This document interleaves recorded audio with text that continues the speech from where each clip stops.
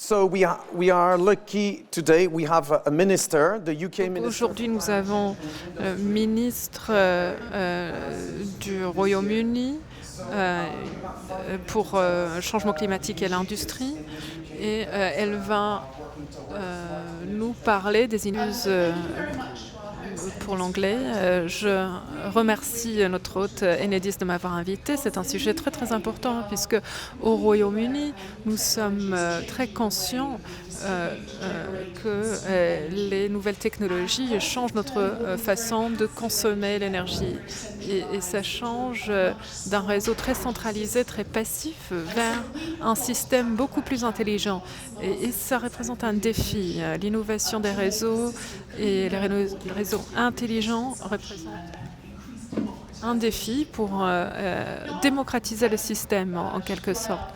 Donc, nous sommes 4e dans le monde en recherche en énergie. Nous sommes des leaders en Europe dans les projets de démonstration dans les réseaux connectés. Donc, plus tôt cette année, nous avons mis en place un plan pour des réseaux connectés avec notre régulateur Ofgem, avec 28 mesures que le gouvernement et l'industrie va devoir prendre afin de mettre en place cette transition vers l'énergie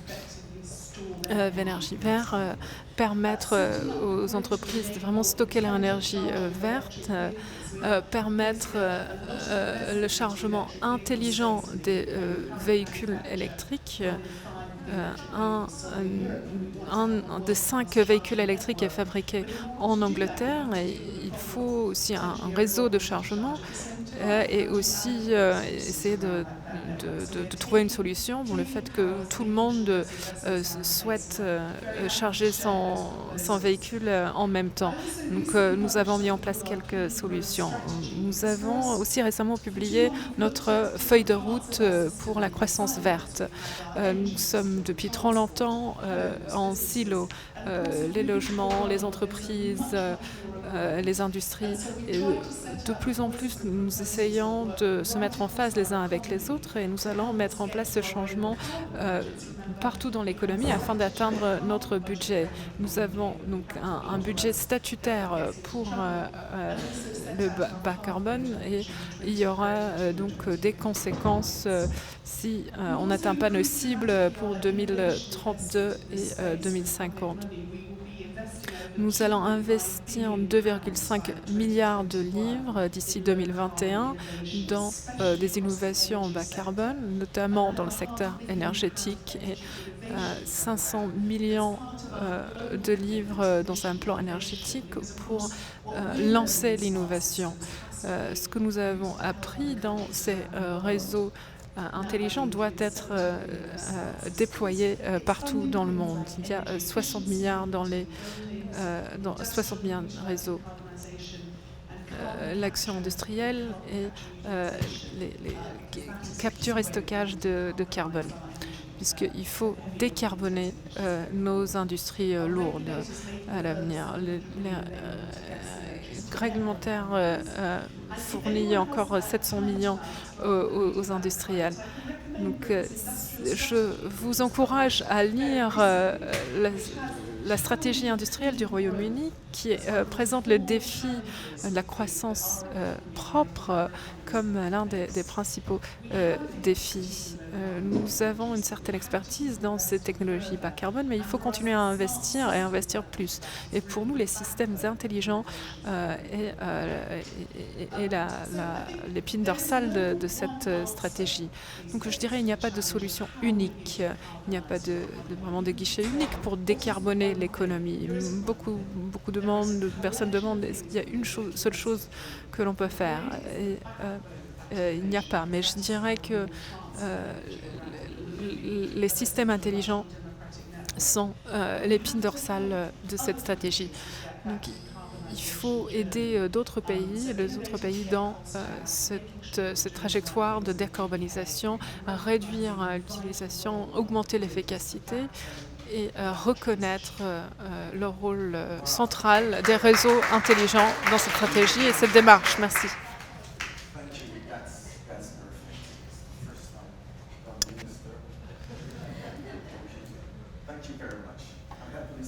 Merci beaucoup. Je voudrais maintenant donner la parole à Régis Kumar Pillai. Vous êtes le président de Smart Grid India, un réseau intelligent Inde, et vous êtes également président du Indian Smart Grid Forum, le forum des réseaux intelligents en Inde. On nous a beaucoup parlé de ce qui se passe en Inde avec les PV, les véhicules électriques, beaucoup d'énergie renouvelable. Est-ce que vous pouvez nous parler des récentes innovations dans le domaine de l'énergie? Je vous remercie de m'avoir invité à cet événement. Je suis très heureux d'être parmi vous. Comme vous le savez, l'Inde est engagée dans ses programmes de 40% de notre énergie viendra d'énergie non fossile. Et même avant cela, même en 2014, nous avons le programme le plus large d'énergie renouvelable qui vient de solaire, évidemment, des éoliennes, etc. Ce programme est en cours de mise en œuvre et ça doit être terminé en 2032. Afin d'atteindre cet objectif de réduction de 40% des énergies fossiles avant 2030, nous devons doubler cet objectif. Et les nouvelles énergies sont... Nous allons lancer prochainement la nouvelle politique énergétique et aussi nous sommes très actifs aussi sur le plan international. Nous avons aussi 1 million de personnes dans la pauvre... 1 milliard de personnes qui sont connectées au réseau et 1 million qui sont dans la précarité énergétique. Et cependant, les 3 milliards qui sont connectés subissent des coupures de courant assez régulièrement. 3 millions de mètres carrés, une région de l'Inde sur une fréquence très faible. Et donc nous avons des problèmes de capacité et aussi en termes de personnes connectées. C'est un réseau, c'est le réseau le plus complexe, le plus intégré dans le monde et qui continue à croître et nous continuons à l'opérer de façon très efficace.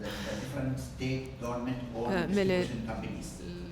ce sont principalement des entités qui appartiennent au gouvernement, mais financièrement, c'est une lutte pour la survie. Donc d'un côté, il nous faut de l'investissement pour renforcer le réseau et le mettre à niveau. Nous avons 3 ou 4 000 villages qui ne sont pas connectés au réseau, qui n'ont pas d'électricité. Donc, nous essayons de soutenir cela avec les photovoltaïques. Donc, nous sommes engagés sur l'accord de Paris. Le gouvernement a récemment fait une annonce disant que d'ici 2030, tous les nouveaux produits tous les nouveaux véhicules seront des véhicules électriques en Inde. Et des millions de véhicules électriques seront en train de rouler prochainement en Inde à l'avenir. Donc il n'y a pas un seul programme qui va tout faire. Donc nous essayons de travailler sur tous les aspects, y compris la coopération internationale. L'Inde est un grand marché pour toutes les technologies qu'on est en train de développer en Europe et ailleurs. Et, parce que nous n'avons pas les ressources à mettre dans la recherche et développement. Nous avons d'autres priorités. Donc toutes les nouvelles technologies qui sortent du Royaume-Uni, de la France, l'Allemagne, nous représentons en fait le plus grand marché pour ces nouvelles technologies. Merci beaucoup. Comme la ministre vient de dire, les réseaux intelligents sont l'épine dorsale de cette nouvelle stratégie. J'invite maintenant Dr. Ing-Yang Zimel, directeur Strategic Positioning and Innovations.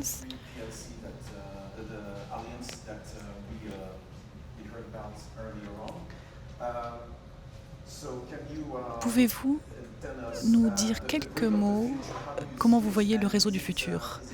Est-ce qu'il se passe en Allemagne? Quel est le réseau du futur en Allemagne? Nous savons que l'Allemagne est vraiment une inspiration en Europe. Est-ce que vous êtes allemand, n'est-ce pas? Oui, bien sûr, je travaille pour une société allemande qui nous participons intensivement depuis 6 ou 7 ans à ce programme de réseau. Merci de m'avoir invité. Je suis en charge de l'innovation. Donc, ce que nous considérons comme une innovation consiste à trouver de meilleures solutions. Si on regarde le réseau électrique en Europe, on peut voir d'abord qu'il est en train de se décentraliser. C'est un point très important et un point de terminologie qu'il ne faut pas perdre de vue. La décentralisation en Allemagne veut dire que des milliers de consommateurs maintenant sont reliés aux panneaux solaires. L'année dernière, pour la première moitié de 2017, la production allemande à partir d'énergie renouvelable a augmenté de 1%. C'est évidemment très bien psychologiquement, et en France, je vois qu'il reste encore des défis. Un petit exemple, en octobre, on avait un temps on a eu de la tempête, et dimanche dernier, comme vous avez vu, 40 mégawatts ont été générés à partir des turbines. C'était en fait une grosse production d'énergie. Mais là, parfois, ça veut dire qu'on peut avoir aussi une production d'énergie négative. Soit vous la vendez aux consommateurs, soit vous arrêtez la production, en fait. Ça veut dire que, idéalement, l'intégration des énergies renouvelables dans le système veut dire que la chose la plus importante, il faut le suivre de très près. Il faut voir combien d'énergie vous produisez et il faut être capable de la contrôler. Et ensuite, ça nous amène à la numérisation, ce qui est évidemment un point très important. Donc, on prend dans le contexte énergétique le besoin d'intégrer des informations et des technologies de la communication. Si on le voit d'un point de vue plus large, et on voit ça en termes de digitalisation, évidemment, il y a les compteurs intelligents. C'est une application numérique d'un suivi de consommation énergétique, pas seulement pour le consommateur, mais pour les outils. Et là se pose la question de comment on peut intégrer 43 millions de compteurs dans le réseau en Allemagne. Si vous avez parlé de la France, vous avez parlé de 40 millions, ça veut dire qu'il faut que ces 40 millions et quelques de compteurs communiquent entre eux. Il y a plusieurs solutions qui se profilent. Il y a celle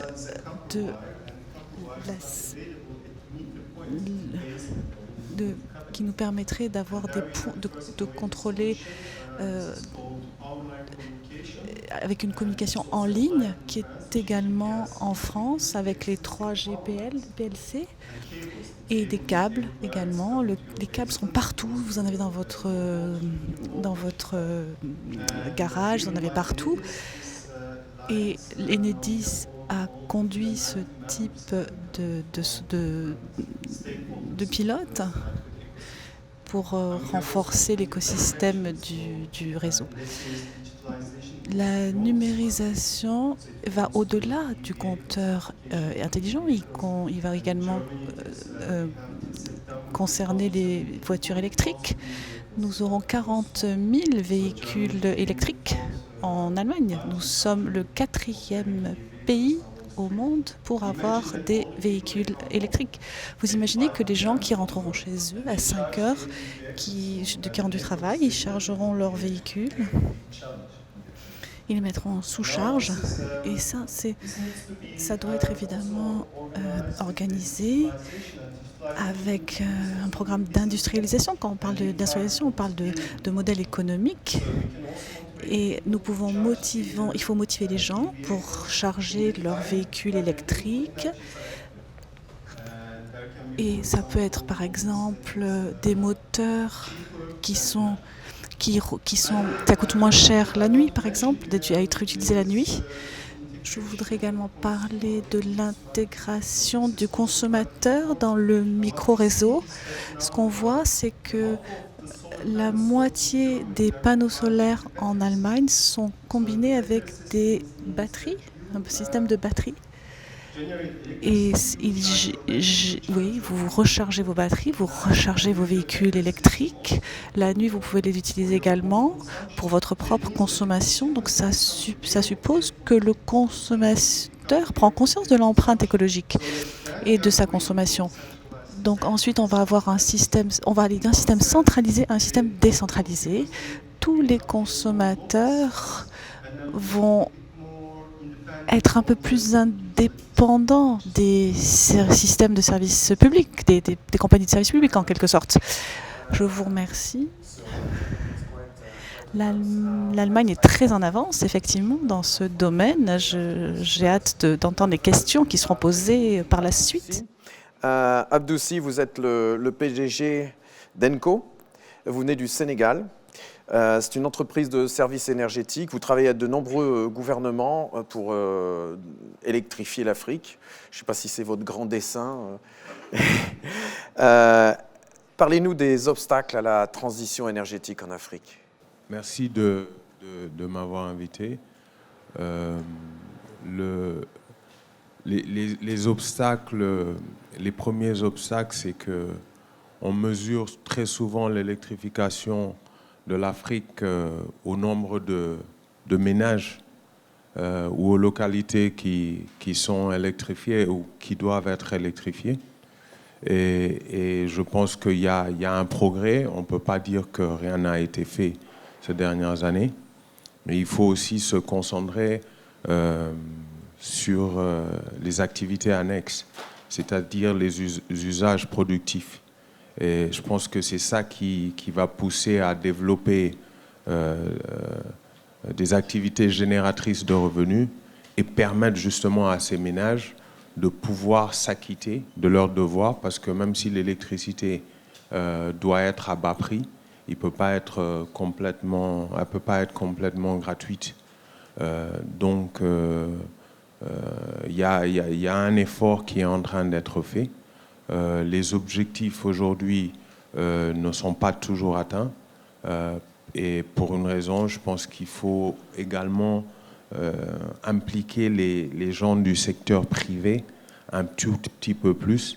Tout à l'heure, dans le premier panel, j'ai entendu un échange qui était intéressant, à savoir que Daniel de la Banque africaine de développement a parlé des nombreuses promesses qui ne sont pas toujours remplies.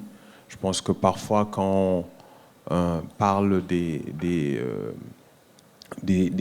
promesses, par exemple, qui ont été tenues lors de la COP21 qui était ici à Paris il y a, je pense, 2 ans de cela, on annonce que la France ou l'Europe doit mettre tant de milliards d'euros dans l'électrification de l'Afrique. Parfois, on a envie de sourire parce que la plupart de ces crédits sont des crédits recyclés qui font partie des programmes qui datent de plus d'une dizaine d'années. On ne dit pas véritablement il n'y a pas assez de transparence justement sur les montants annoncés. On dirait qu'on les annonce juste pour clore les conférences. Et je pense qu'il faut donc un peu plus de transparence sur la réalité de ces crédits-là, d'un côté, et de l'autre, le modérateur disait, notre cher ami Dario disait qu'il fallait peut-être arrêter de donner juste de l'argent à ces pays. Mais il n'y a pas qu'une seule solution. C'est une série de mesures qu'il faut prendre. Et il y a eu un sommet Union africaine, Union européenne qui a été organisé il y a une semaine à Abidjan, où beaucoup de chefs d'État de l'Europe et de l'Union africaine étaient réunis. Et à travers justement la réussite de cette transition énergétique, il y a une question qui revient toujours, c'est comment faire à travers l'énergie, à travers justement cette efficacité-là, comment faire pour retenir, et je vais être très direct, retenir les Africains chez eux. En fait, c'est ça la question. Et on ne peut pas retenir les Africains chez eux si on ne peut pas trouver des activités génératrices de revenus pour ces Africains-là dans les localités où ils habitent. Et il faut y impliquer les gens du secteur privé. Et pour impliquer les gens du secteur privé, il faut voir quels sont les maux dont souffre ce secteur privé. Quel est comment quelqu'un, et je vous le dis en tant que membre du secteur privé, on peut dire que les bailleurs de fonds, les institutions financières internationales, la Banque mondiale, l'Union européenne, l'AFD, toutes ces institutions-là amènent des fonds. Les gens ne se rendent même pas compte du temps et des procédures de passation, des réglementations pour justement pouvoir débourser tous ces financements-là, qui prend énormément de temps. En plus, il n'y a pas de mesure d'accompagnement pour les gens du secteur privé. Les termes pour les conditions de prêt au niveau des banques locales, qui sont souvent des filiales de banques étrangères et européennes, sont astronomiques. Aucune société sérieuse du secteur privé ne peut résister à cela. Et ce sont ces gens du secteur privé qui vont aider les futurs ménages, les futurs habitants des ménages qui doivent s'acquitter justement de cette facture énergétique à pouvoir payer leur facture énergétique. Pour cela, il faut qu'ils aient des qualifications. On n'a jamais vu dans le monde, et même en Afrique, un bon tailleur chômé. On n'a jamais vu un bon plombier chômé. On n'a jamais vu un bon agriculteur chômé. On n'a jamais vu un bon menuisier chômé. C'est un peu chez nous, c'est pareil. Hein. Exactement. Donc, s'il y a un problème, c'est qu'il n'y a pas de bons plombiers, il n'y a pas de bons menuisiers, il n'y a pas de bons tailleurs. Et s'il n'y a pas de bons menuisiers, de bons tailleurs et de bons plombiers, c'est parce qu'il n'y a pas des gens pour les former. Et ce n'est pas l'Union européenne ou les gouvernements qui vont former les gens. Ce sont les gens du secteur privé qui vont leur apprendre, qui vont leur inculquer cette expérience-là empirique pour qu'ils puissent générer des revenus et peut-être s'acquitter de cette facture énergétique et participer justement à ce succès-là. Merci beaucoup, Abdou. Merci pour ce message très fort qu'on n'entend pas souvent ici.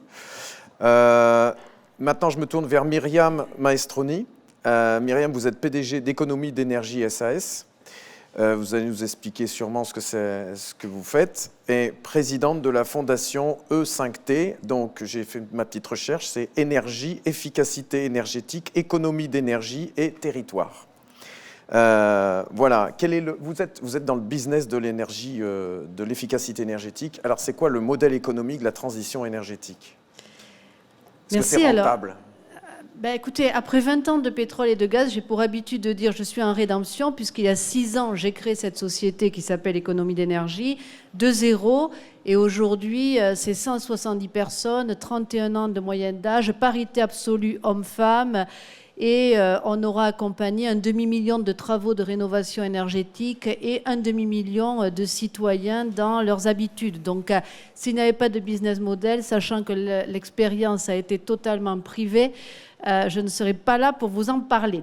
Donc je peux y revenir, mais auparavant, je voudrais dire que je suis très sensible à beaucoup de choses qui ont été dites, et notamment à un propos de Jean Jouzel sur la solidarité énergétique qui est indispensable pour cette transition énergétique. Parce qu'on parle beaucoup des problèmes d'accès à l'énergie, que ce soit en Inde, que ce soit en Afrique ou dans d'autres endroits, puisqu'on a plus d'1 milliard de personnes aujourd'hui qui n'ont pas accès à l'énergie. Et nous, on parle de quoi? Nous, Européens, nous, Américains, on parle en Europe de 100 millions de logements en surconsommation dans des proportions qui sont 6 à 9 fois supérieures dans nos logements à ce qu'elles seraient si on construisait un logement neuf et respectueux des réglementations thermiques aujourd'hui applicables en matière de construction. Et c'est bien un marché dont il s'agit qui requiert des compétences, parce qu'il est évident que pour parler d'efficacité énergétique, qui est pour moi évidemment le pilier essentiel ou un des piliers de la transition énergétique, puisque par définition, même si ça paraît un lieu commun, la seule énergie qui n'émet pas de CO2, qui coûte aussi la moins chère, c'est celle que l'on ne consomme pas. Eh bien, il faut aller les chercher, ces gisements. Il y a 4 leviers principalement pour pouvoir économiser l'énergie. Le premier, ça a été dit, ce sont les comportements. Mais pas les comportements juste comme ça, où on informe, les comportements au quotidien, où on installe durablement des habitudes. Je vais voler à Michel une de ses expressions favorites, c'est passer durablement des bains à la douche, et si on chante des chansons courtes.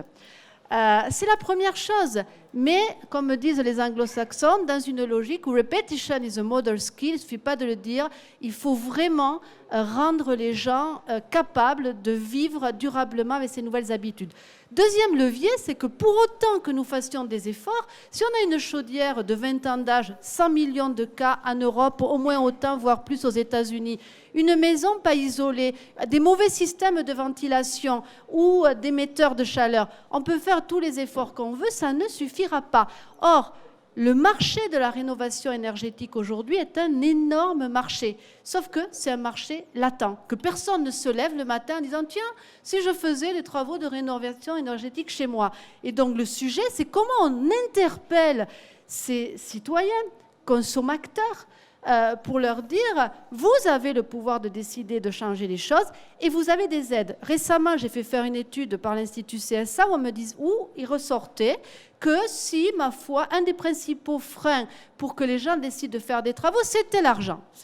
Et on disait, cette étude, sur 1000 personnes, si on avait 20% du montant des travaux, on les ferait. Ben, je vous annonce qu'en France, et c'est vrai dans la plupart des pays européens, on est largement au-dessus de cela. Mais les gens ne le savent pas. Dans notre pays, où il y a un foyer sur 2 en précarité énergétique dans les définitions françaises, on peut isoler les combles pour 1 euro. Mais les gens ne le savent pas ou se disent c'est quoi cette arnaque-là. Bon. Donc on a des véritables sujets d'information clairs vers le citoyen qui mettent l'ensemble des moyens que l'on met à disposition, sinon il y a de la déperdition. Troisième levier, c'est ce dont on parle depuis tout à l'heure, c'est les smart technologies, que ce soit les smart grids, les smart meters, mais pour moi, clairement, il n'y aura pas de smart énergie si on n'a pas des smart citoyens. Parce qu'à un moment, les interactions entre les technologies smart et notre capacité à tirer le meilleur parti de cette technologie est un véritable enjeu.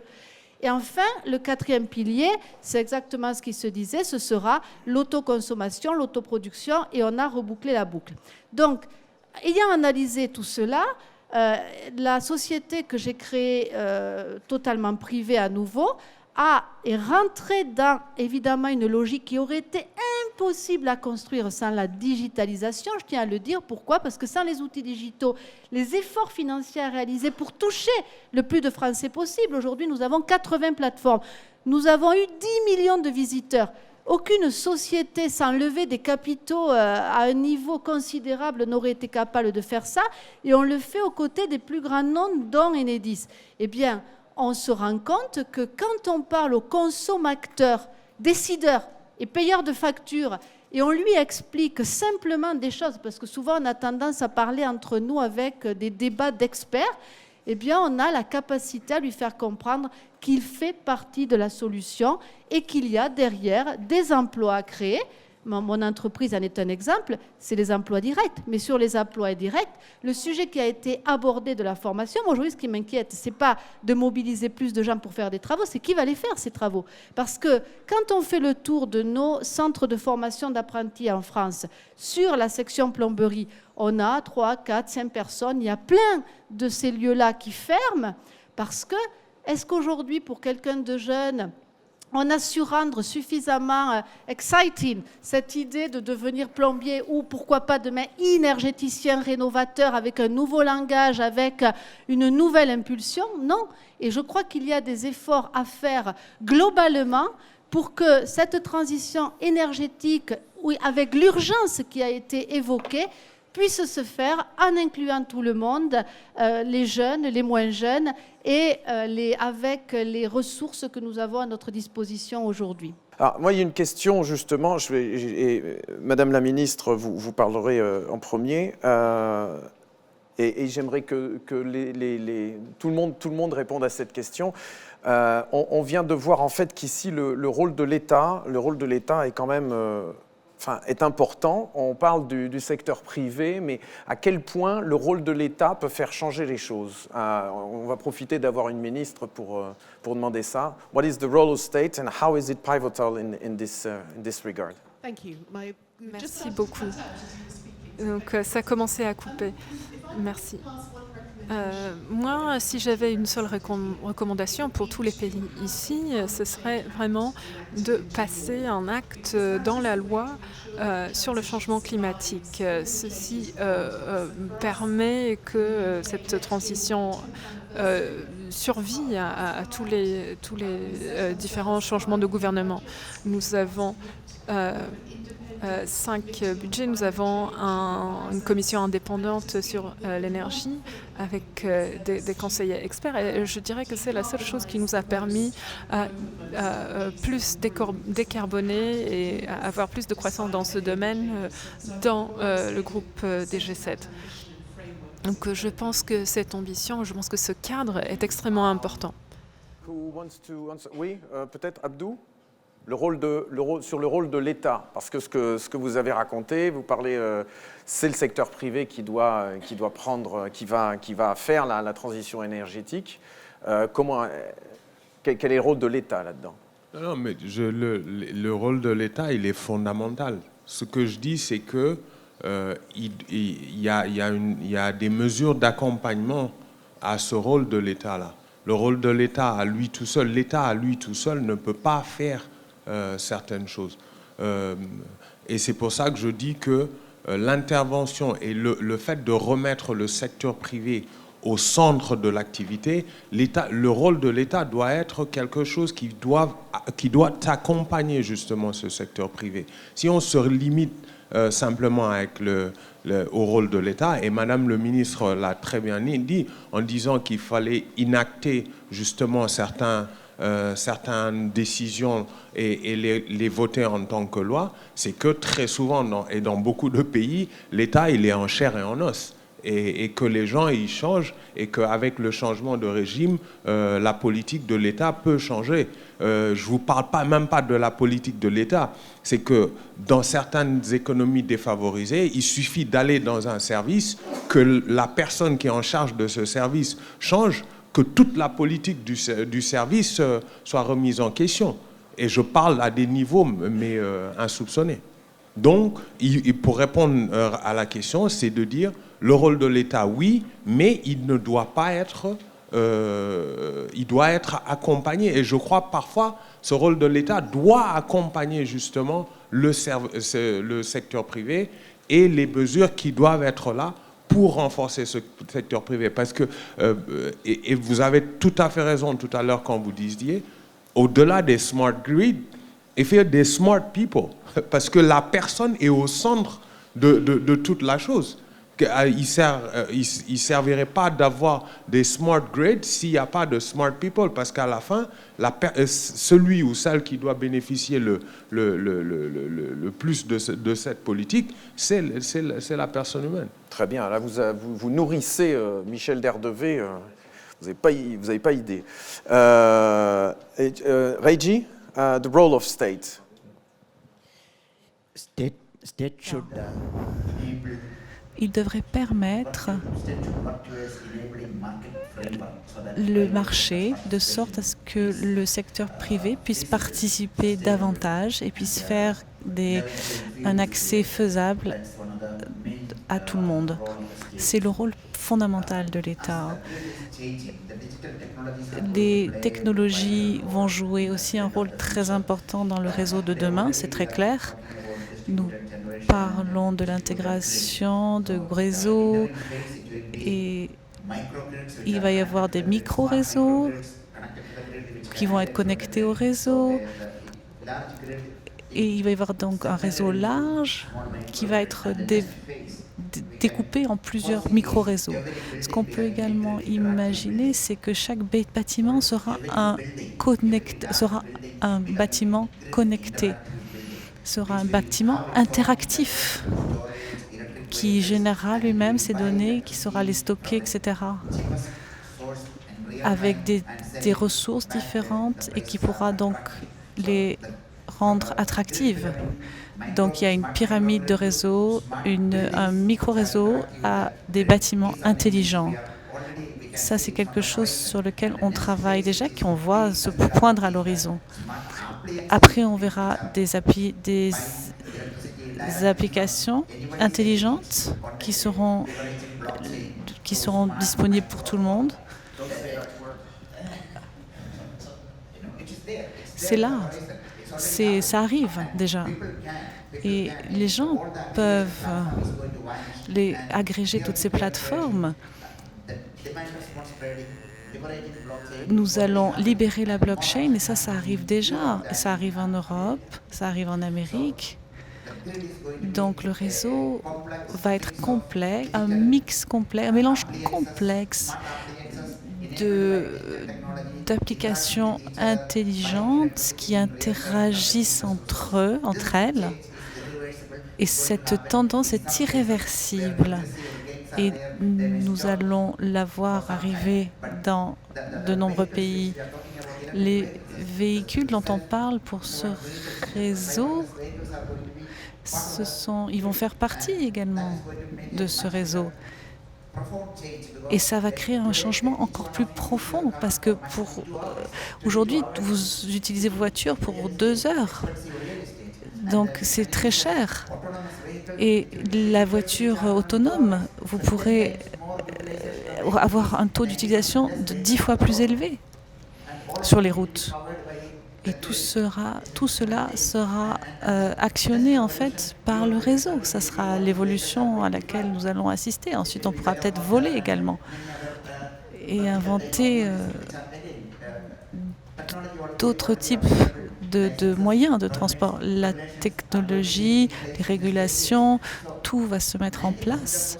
90% des nouveaux modes de transport seront également connectés à la ville intelligente.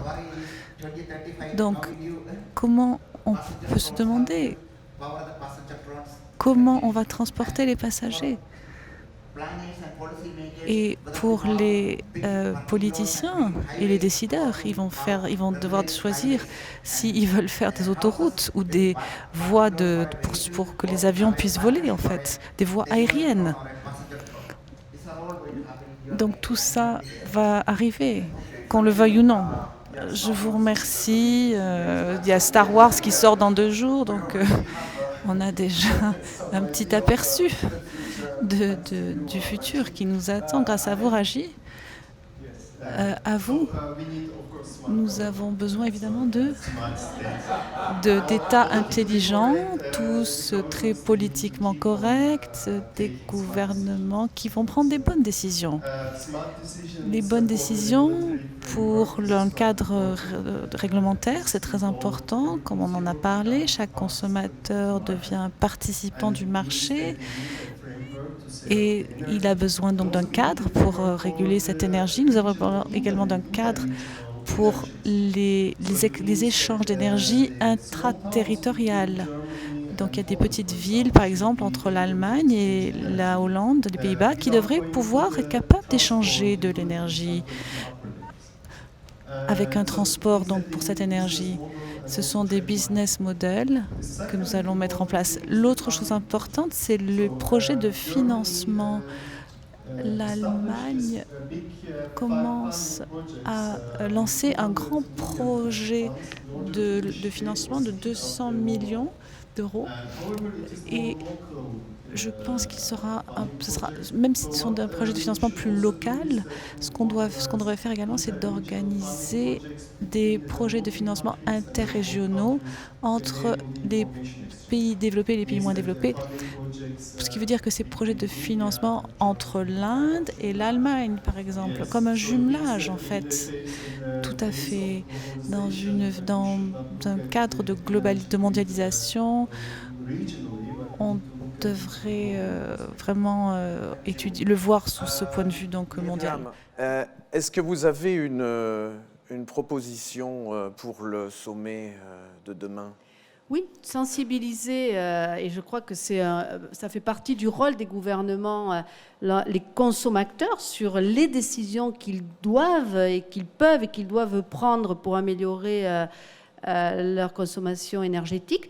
On est à la veille d'un sommet sur la finance. Je pense qu'il faut inclure à ce rôle-là la promotion d'outils innovants. Je pense notamment aux instruments de marché comme les certificats d'économie d'énergie ou les white certificates qui pourraient être généralisés au niveau européen dans un marché réellement sensibilisé à l'efficacité énergétique.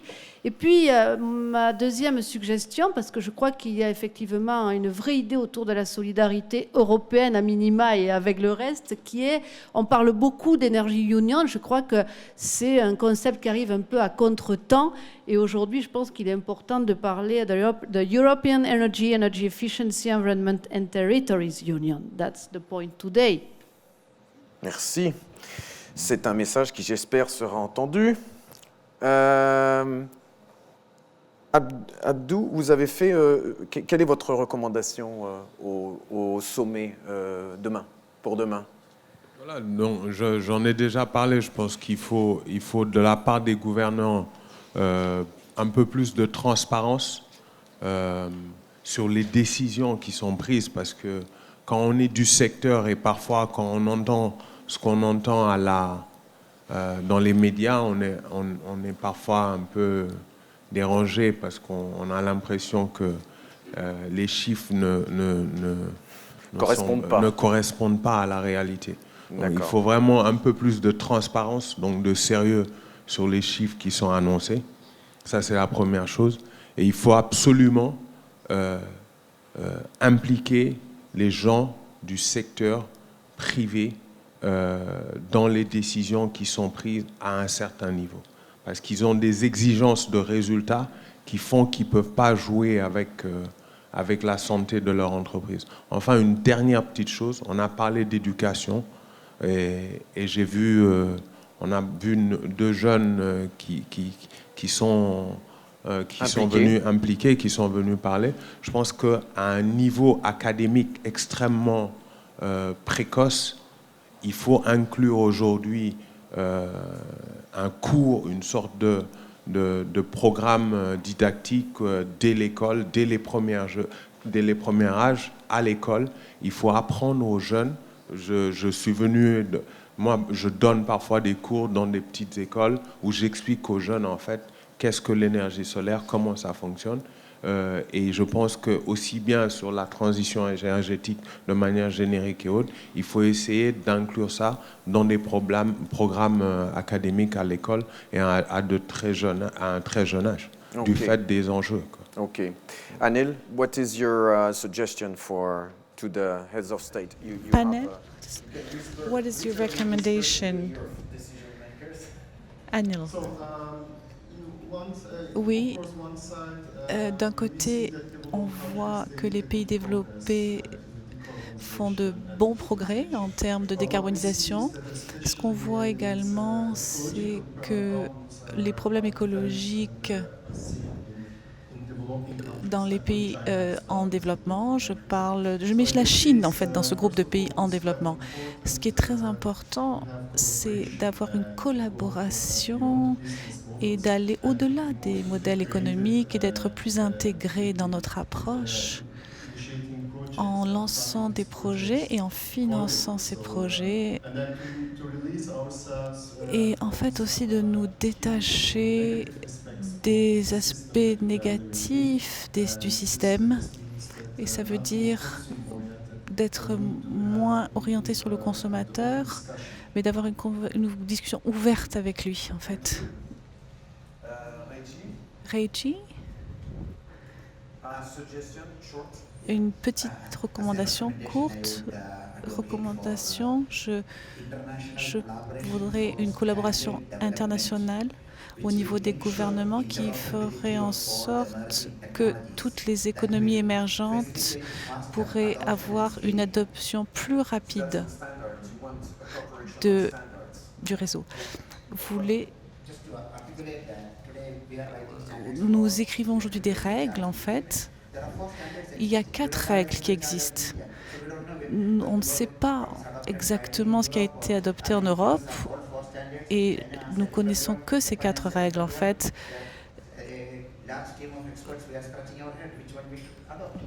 Nous ne savons pas lequel adopter, en fait. Mais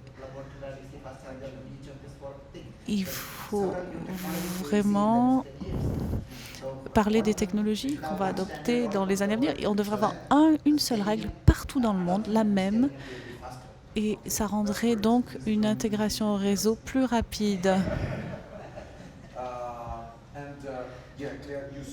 Vous avez suggéré, c'était le premier en fait à avoir cette suggestion en tant que ministre. Non, vous avez dit d'avoir une loi sur le changement climatique. C'est une suggestion qui est très simple et qui peut être très efficace. J'en ai une autre. Moi-même et mon collègue du Canada, nous avons passé une loi sur le charbon parce que nous avons compris que certains pays ont besoin de temps pour cette transition. Mais des pays comme nous-mêmes, où l'énergie qui est générée du charbon est passée de 40% à 2% l'année dernière, nous avons une production d'énergie qui est pratiquement sans charbon. Donc ça, c'est une grande réussite et nous sommes très heureux de partager cette expérience et d'encourager les autres pays à se détacher du charbon.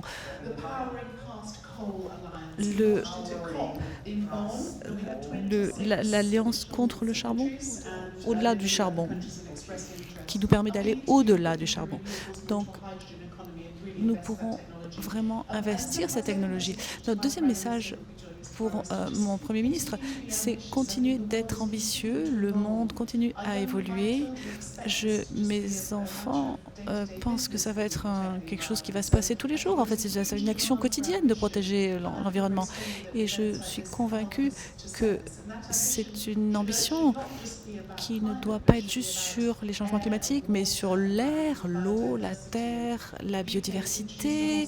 Nous avons passé toute une série d'initiatives ces derniers mois sous le plastique pour essayer de se débarrasser du plastique. Donc c'est un ensemble de mesures très intégrées qu'il faut qu'on adopte. Je vous remercie. For those of you who want to revalorize manual work, there's an excellent book which is called The Apology to Carburetor. I can give you the exact title in English. It's not exactly phrased that way, but it's an interesting book. Je vous remercie pour cette session et puis nous applaudissons nos orateurs. Merci beaucoup.